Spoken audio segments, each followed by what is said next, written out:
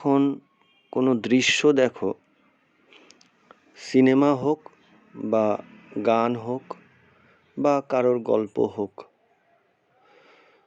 তখন খেয়াল করে দেখবে সেই মুহূর্তটায় তুমি নিজেকে ভুলে যাও, যেন নিজের জীবনের দুঃখ, চিন্তা, ক্লান্তি সব পিছনে পড়ে যায়। মানুষ তাই ভিড় করে, সিনেমা হলে যায়, মেলায় যায়, কারণ কিছুক্ষণ অন্তত নিজের কথা ভুলে থাকা যায়। কিন্তু এই ভুলে থাকা কখনো দর্শক হওয়া, কখনো ঘুমের মতো, আর কখনো সম্পূর্ণ অচেতনতার মতো।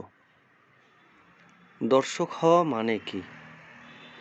দর্শক হওয়া মানে নিজের থেকে বিচ্ছিন্ন হয়ে কেবল দৃশ্যের ভিতরে ডুবে থাকা। আর দ্রষ্টা হওয়া মানে দৃশ্য মিলিয়ে যাওয়া, শব্দ থেমে যাওয়া, পর্দা ফাঁকা হয়ে যাওয়া, আর সেখানে শুধু তুমি থেকে যাও, শুধু তুমি, শান্ত, নির্নিমেষ, নিরাকার। যখন কেউ সত্য দ্রষ্টা হয়, তখন সে বোঝে দেখা অনেক আছে, দর্শক অনেক আছে, কিন্তু দ্রষ্টা একটাই। যেমন একটা পূর্ণিমার চাঁদ, অথচ হাজার হাজার জলে তার প্রতিফলন। জলের সংখ্যা বদলালেও চাঁদের সংখ্যা বদলায় না। মানুষের মনও ঠিক তেমন, প্রতিবিম্ব বহু, কিন্তু উৎস একটাই। একজন দৃষ্টিযুক্ত মানুষ, যেমন রামকৃষ্ণ পরমহংসদেব, বুদ্ধ, মহাবীর, নানক, এনারা সবাই সেই একটি দিকে গেছেন এবং একটিকেই জেনেছেন। আর যতদিন মানুষ অন্যের মধ্যে দ্রষ্টা খোঁজে, যেমন শিক্ষক, গুরু, সমাজ, পরিবার, ততদিন সে মায়ার ভিড়ে হারিয়ে থাকে। একজন সন্ন্যাসী সুন্দর পোশাক পরে গর্ব প্রকাশ করে, বা কেউ চায় মানুষ তাকে সাধু বা সন্ত বলুক, তাহলে সে এখনো পুরনো ফাঁদেই আটকে আছে। দ্রষ্টা হওয়ার প্রথম শর্ত দেখানোর অহং বা বাসনা ঝরে যাওয়া।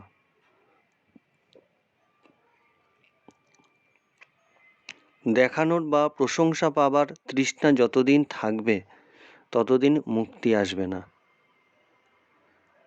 দেখো, পৃথিবীতে ভয়ও একা থাকে। তুমি যদি অন্ধকার ঘরে একটা কুকুরকে আটকে রাখো, সে তার প্রতিচ্ছবিকে শত্রু ভেবে সারা রাত চিৎকার করে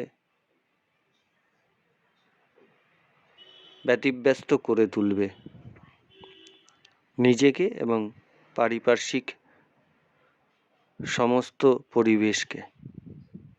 মানুষও ঠিক তাই করে, নিজেরই ছায়ার সঙ্গে যুদ্ধ করে যায় অনবরত। মানুষের একমাত্র বন্ধন হলো সে জানে না যে কে সে। সে সবসময় যা চোখে পড়ে, যা কানে বাজে, যা মন বলে, সেটাকেই সত্যি ভেবে বসে থাকে। তুমি যখন গাছ দেখো, ভাবো তোমার চোখ দেখছে। তুমি যখন সঙ্গীত শোনো, ভাবো তোমার কান শুনছে। কিন্তু চোখ তো মৃত ব্যক্তিরও থাকে, তখন কেন সে দেখে না? কান তখন কেন শোনে না? কারণ চোখ বা কান কোনোটিই দ্রষ্টা নয়। দ্রষ্টা হলো সেই গভীর অভ্যন্তরীণ সত্তা, যেখানে আলোও পৌঁছয় না, কিন্তু তবু সব দেখা যায়। তুমি যদি প্রতিদিন কয়েক মুহূর্ত চেষ্টা করো, অনেক পরিবর্তন লক্ষ্য করতে পারবে। গাছ দেখো, কিন্তু তার সাথে এও দেখো যে কে দেখছে। শোনো, কিন্তু সাথে এও অনুভব করো যে কে শুনছে। এটা একটা ছোট্ট বদল, কিন্তু ফল অসীম। যখন 1 সেকেন্ডের জন্য তুমি সেই দর্শককে ধরতে পারবে বা উপলব্ধি করতে পারবে, তখন এক অনির্বচনীয় শান্তির ঢেউ নেমে আসবে, এক ঝলক মুক্তি। সেই স্বাদ একবার পেলেই মানুষ বদলে যায়। তাই অষ্টবক্র বারবার বলেন, তুমি যেভাবে সারাক্ষণ বলে বেড়াও আমি করি, আমি জানি, আমি নিয়ন্ত্রণ করি, এই বিশ্বাসই তোমার বিষ, তোমার পিছিয়ে থাকার আসল কারণ। অহংকার যত বড় হয়, মানুষ তত দুর্বল হয়। রাষ্ট্রপতি থেকে শিক্ষক, কনস্টেবল থেকে রাজা, সবাই যতদিন পদে থাকে ততদিন গর্বে ফুলে থাকে। পদ হারালেই দম্ভ ফেটে যায়, জীবন ফাঁকা লাগে। যে সর্বদা আমি করি বলে, সে সর্বদা ভয়ে থাকে, কারণ সে জানে তাকে কিছু করতে হবে। আর যে বলে আমি কর্তা নই, তার ওপরওয়ালার সর্বসময়ের আশীর্বাদ নেমে আসে। বিশ্বাস মানে নিজেকে সমগ্র অস্তিত্বের অংশ হিসেবে অনুভব করা। সন্দেহ মানে নিজেকে তার থেকে আলাদা ভাবা। তোমার জন্মে তুমি কিছু করতে পারিনি, তোমার মৃত্যুতেও তুমি কিছু করতে, তোমার জন্মে তুমি কিছু করতে পারোনি, তোমার মৃত্যুতেও তুমি কিছু করতে পারবে না। হাওয়া যেমন আসে তেমনই জীবন আসে, হাওয়া যেমন যায় জীবনও চলে যায়। যখন তুমি অন্তরে নিজেকে সাগরের ফেনার মতো মনে করতে শেখো, তখন ভয় যায়, দুঃখ যায়, বেদনা যায়, সব দূরে চলে যায়। কারণ ফেনার মৃত্যু হয়, কিন্তু সাগরের কখনো মৃত্যু হয় না।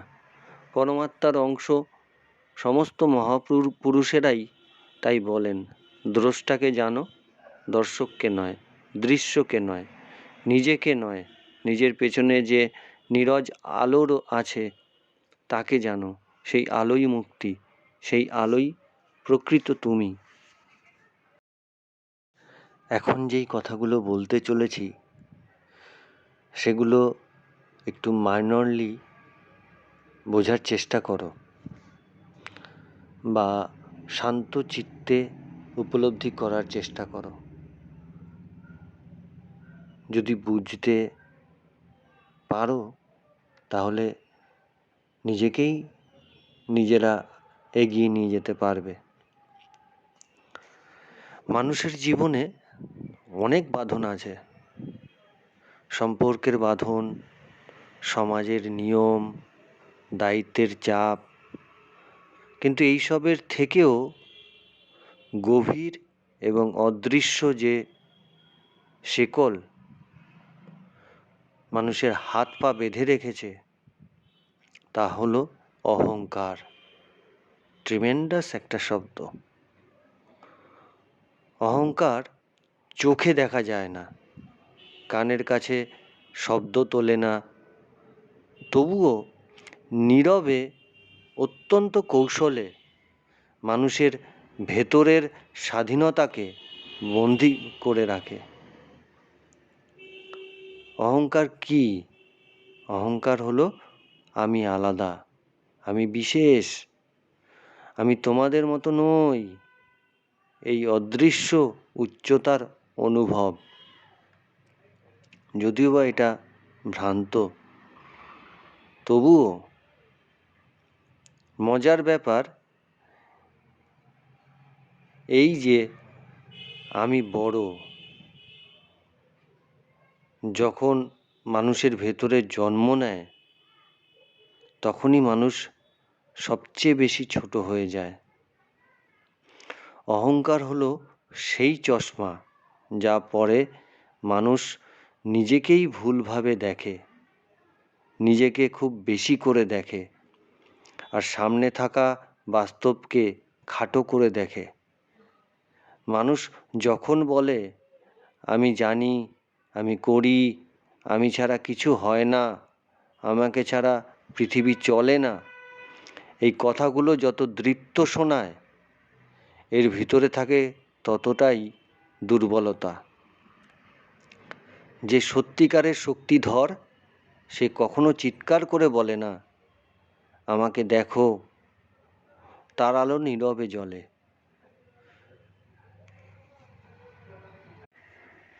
এই অহংকারের 3টে স্তর আছে: অর্জনের অহং, পরিচয়ের অহং, ধার্মিক অহং। অর্জনের অহং এইভাবে নিজেদের হৃদয় আর মস্তিষ্কে শেকড় বেছায় যে আমি কত পড়েছি, আমি কি কি পেয়েছি, আমি কত দূর উঠেছি, এগুলোই মানুষের ভিতরে শক্তিশালী দেয়াল তৈরি করে তোলে। মানুষ ভাবে আমি এত করেছি, কিন্তু সে ভুলে যায় পথ দেখিয়েছে অন্য কেউ, সমর্থন দিয়েছে সমাজ, আর জীবনই দিয়েছে সুযোগ। অহং তার চোখ ঢেকে দেয়। পরিচয়ের অহং এমনভাবে আমাদের মস্তিষ্কে বিস্তার করে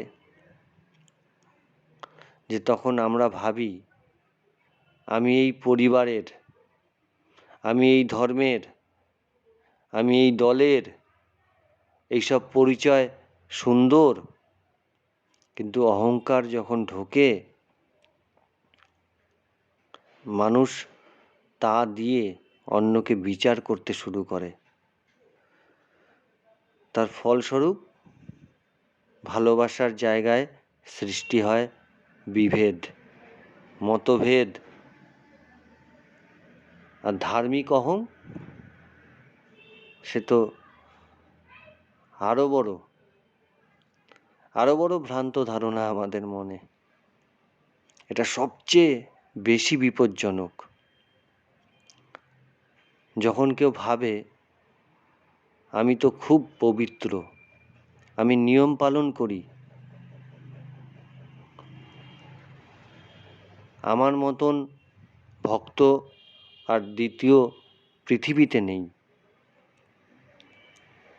বা আমার মতন ধার্মিক আর দ্বিতীয় পৃথিবীতে নেই, আমি সবচেয়ে বেশি ডেডিকেটেড পারসন নিজের ধর্মের প্রতি,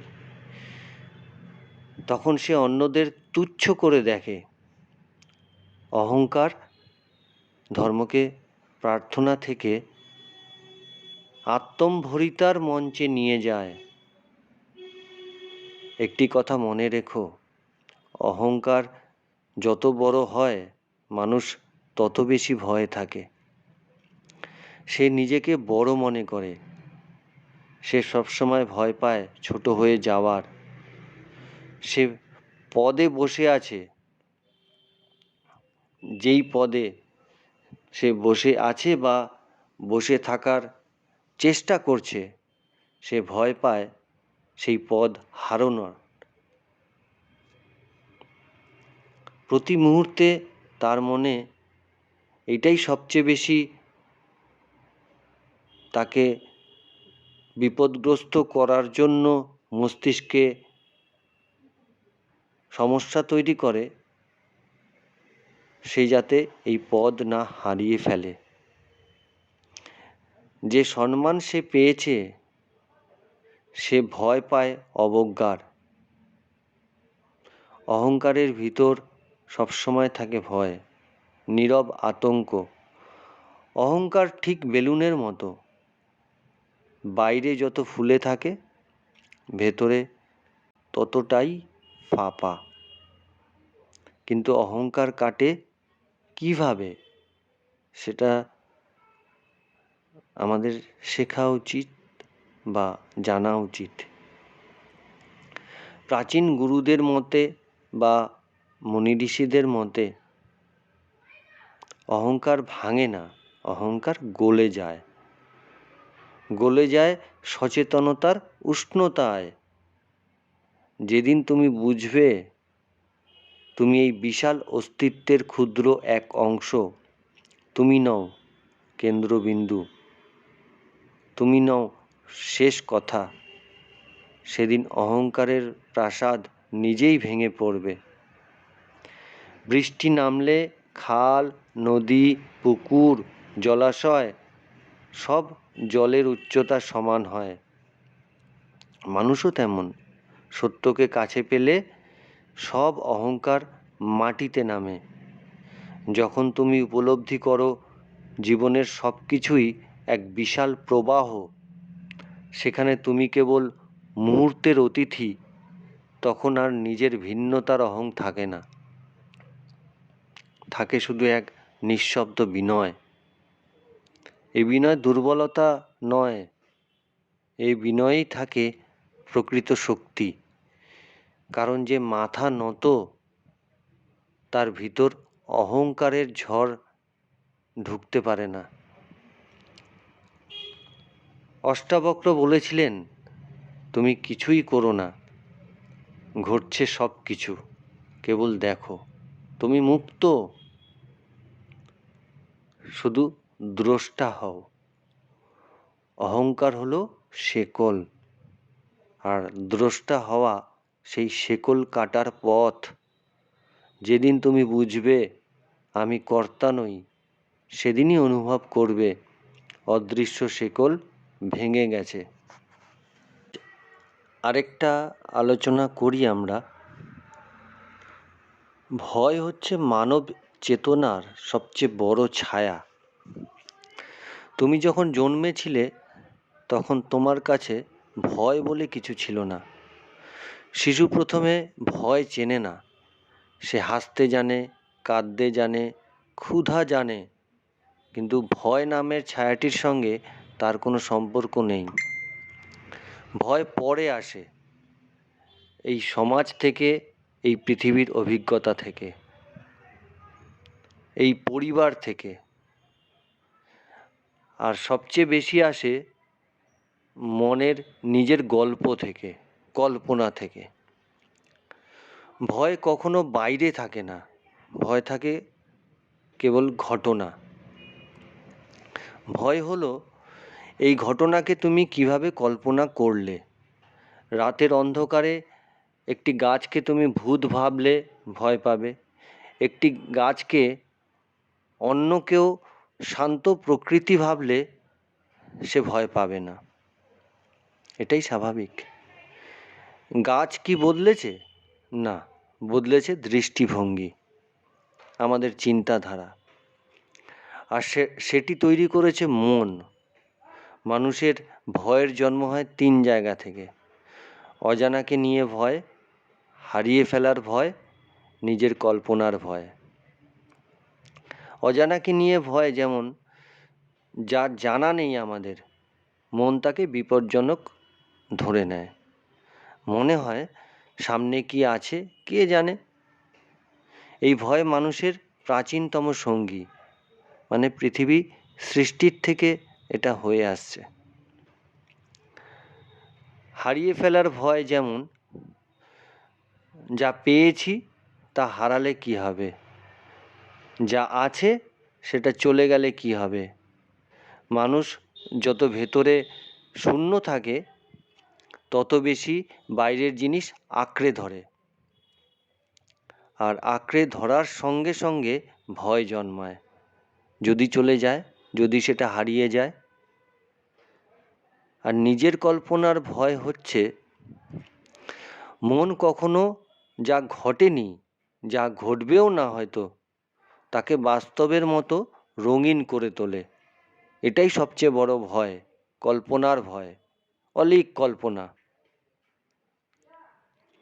একটা ক্ষুদ্র চিন্তা, একটা ছোট সন্দেহ, মন তাকে বড় করে ফুলিয়ে ফাঁপিয়ে এক দানবে পরিণত করে। শেষ পর্যন্ত মানুষ সেই দানবের হাতেই বন্দী হয়ে যায়, সেই দানবের হাতেই পরাজিত হয়। শান্তভাবে চিন্তা করে দেখবে তোমরা, একটা কথা মনে রেখো, ভয় কখনো বর্তমান মুহূর্তে থাকে না, ভয় থাকে ভবিষ্যতের কল্পনায় বা অতীতের স্মৃতিতে। বর্তমানের মধ্যে ভয় নেই। তুমি যখন শ্বাস নিচ্ছ এই মুহূর্তে, এখন, সেখানে কিন্তু ভয় নেই। প্রেজেন্ট মানে অ্যাট প্রেজেন্ট তুমি যে নিঃশ্বাস নিচ্ছ বা নিঃশ্বাস ছাড়ছো, সেখানে কিন্তু ভয় পাবে না। ভয় ঠিক ছায়ার মতো, আলো নিভলে দেখা যায় না, চেতনার আলো জ্বাললেই ভয় মিলিয়ে যায়। এ কারণেই বুদ্ধ বলেছিলেন, জ্ঞান হলো আলো, ভয় হলো অন্ধকার। যেখানে আলো সেখানে অন্ধকার থাকতে পারে না, এটাই সত্যি। ভয় কমানোর সেরা উপায় ভয়কে দূর করা নয়, ভয়কে দেখা। দেখা মানে নিজের ভেতরের কাঁপুনি, নিজের হৃদয়ের ধুকপুকানি, মনের দুশ্চিন্তাকে শান্তভাবে পর্যবেক্ষণ করা, মানে দ্রষ্টা হওয়া যাকে বলে। যখন তুমি ভয়কে দেখো, ভয় ভেঙে যায়, ভয় নিজের অস্তিত্ব হারায়। দেখা মাত্রই ভয় শক্তি হারায়, কারণ ভয় সবসময় ছোঁয়ায় বাঁচে। আলো পেলে টেকে না, আর না আলো পেলে সে তার অস্তিত্ব বজায় রাখার ভ্রান্ত চেষ্টা করে। একটা গভীর সত্য বলি, যে মানুষ নিজেকে চেনে না সে সর্বদা ভয় পায়। যে মানুষ নিজের অন্তরের চেতনাকে উপলব্ধি করতে পারে না সে মানুষ ভীত, সন্ত্রস্ত হয়, কারণ সে জানেই না ভিতরে কি আছে। আর যার ভিতর অস্পষ্ট তার সঙ্গে অন্ধকারও থাকে। নিজেকে জানা মানে নিজের অন্তরে এমন এক অচঞ্চল স্থান আবিষ্কার করা যেখানে কোনো ঝড় পৌঁছায় না, সেখানে ভয় নেই, দুঃখ নেই, ব্যর্থতার চিন্তা নেই। সেখানে আছে শুধু বিশাল এক নীরব আকাশ। একবার এই অভ্যন্তরীণ আকাশের স্বাদ পেলে ভয় আর তোমাকে ছুঁতে পারবে না। ভয়ের বিপরীত সাহস নয়, ভয়ের বিপরীত হলো সচেতনতা, অজ্ঞানতা। সচেতন মানুষ ভয় পায় না, জ্ঞানী মানুষ ভয় পায় না, কারণ সে জানে যা আসছে তাই আসবে, যা যাচ্ছে তাই যাবে, যা হচ্ছে সেটাই হবে। আর সে হলো কেবল এক নির্লিপ্ত দ্রষ্টা। ভয় তখন অস্তিত্ব হারায় যখন তুমি প্রথমবার অনুভব করো তোমার ভেতরের আলোর কাছে কোনো ছায়ার শক্তি নেই। এইভাবে সমস্ত ঘটনাগুলোকে তুমি যখন দ্রষ্টা হিসাবে দেখবে, তখন নিজেই উপলব্ধি করতে পারবে ভয় পৃথিবীতে এই শব্দটার কোনো অস্তিত্বই বেঁচে নেই।